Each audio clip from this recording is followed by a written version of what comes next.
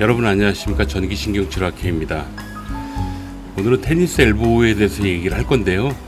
테니스 엘보가 왜 걸리는 건지 좀 설명 좀 드리고요.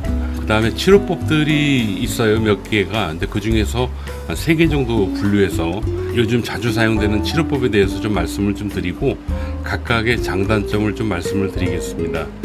그리고 적정한 치료 기간이 어느 정도 되는지도 좀 말씀을 드려서 여러분들이 병원을 선택하고 또 어떤 치료를 선택할까, 이런 부분에서 좀 도움이 되지 않을까 하는 생각을 합니다. 시작을 한번 해보도록 할까요? 테니스 엘보는요, 힘줄 질환입니다. 이 근육의 문제인데요, 이 근육의 끝에 있는 힘줄이라고 있거든요. 힘줄 부분, 이 부분에 문제가 생기는 병입니다. 왜 잘 생기는지 제가 좀 말씀을 드릴게요. 근육을 없애고 보면요, 관절면이 이렇게 있거든요. 자, 여러분, 제가 한 가지 예를 한번 들어보도록 하겠습니다. 여러분, 100평 아파트에 10명이 살면 부대끼지 않죠? 그냥 널널하지 않습니까? 그런데 10평 아파트에 10명이 산다고 한번 상상을 해보십시오. 그러면 서로 부대끼고 난리가 날 거예요. 마찬가지입니다. 몸에는 큰 관절이 있고 작은 관절이 있는데, 팔꿈치 관절은 작은 관절이에요. 이 작은 관절에 무려 6개가 붙어 있습니다. 근육이 하나, 둘, 셋, 넷, 다섯, 여섯 이렇게 붙어 있거든요. 그러다 보니까 작은 집에 6명이 살다 보니까 서로 부대끼는 거야. 그러다 보면 이 중에서 특히 약한 근육이 쉽게 손상을 입습니다. 그게 바로 요겁니다. 요거. 그래서 이 근육에 문제가 되고요. 이 근육에 문제가 되는 게 테니스 엘보라고 얘기를 하는 겁니다. 테니스 엘보에 걸리잖아요. 그러면 이렇게 컵 같은 거를, 아니면 텀블러 같은 거를 이렇게 잡고 이렇게 드는 거 있죠. 이렇게 드는 동작이 안 돼요. 그리고 손목을 이렇게 올려보면 이 팔꿈치 주변에 통증이 몰립니다. 아마 이거는 여러분들이 경험하고 계신 내용이기 때문에 굳이 제가 설명을 드릴 필요는 없겠네요.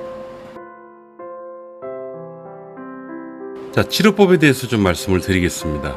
치료법은 대표적으로 프롤로라고 주사 치료가 있어요. 두 번째로 충격파라고 합니다. 충격파 치료가 있고요. 세 번째로 전기신경 치료가 있어요. 각각의 장단점이 있습니다. 그거를 좀 말씀을 드리겠습니다.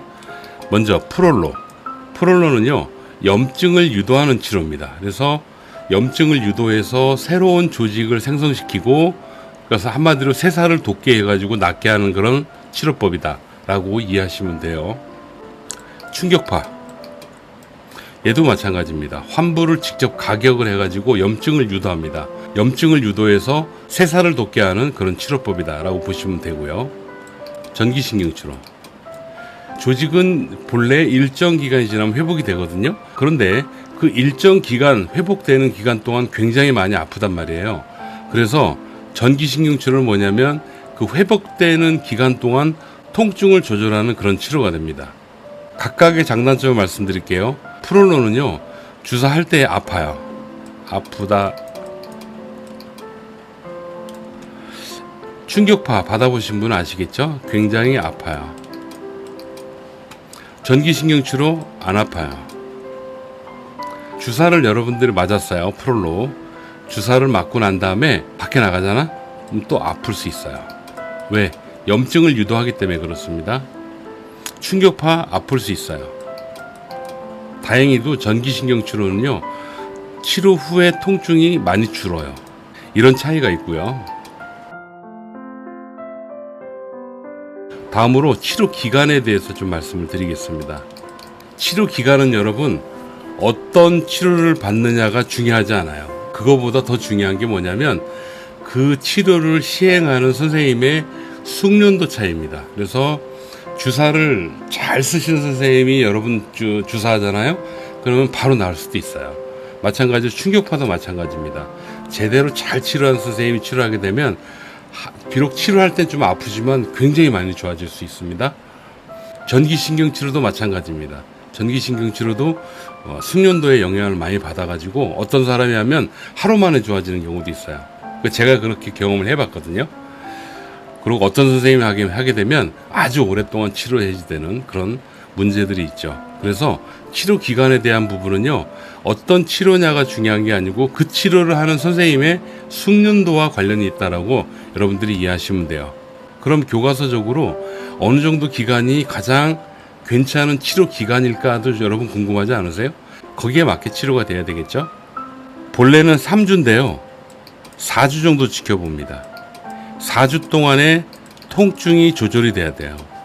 어떤 치료를 하든지 간에 4주 안에 치료가 돼야 됩니다. 통증이 줄어드는 걸 기준으로 말씀드리는 거예요.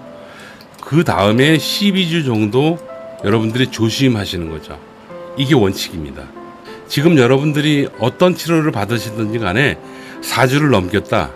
그러면은 그 병원 선생님이 숙련도가 그렇게 썩 좋은 편은 아니세요. 왜냐면 숙련도가 좋은 선생님이 치료를 하게 되면 4주 정도면 통증을 상당히 많이 줄일 수 있기 때문에 그렇습니다. 뭐 충격파도 마찬가지고 전기신경 치료도 마찬가지가 됩니다. 전체적으로 보면요, 프로롤러 치료 아프고 아프지만 효과 있다. 충격파 치료 아프고 아프지만 효과 있다.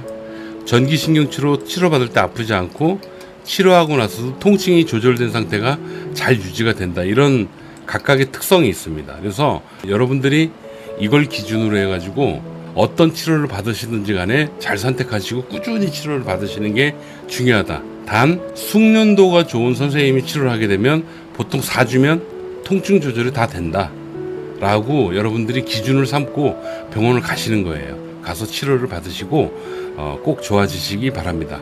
오늘은 테니스 엘보에 대해서 말씀드렸습니다. 여러분 건강하시고 감사합니다.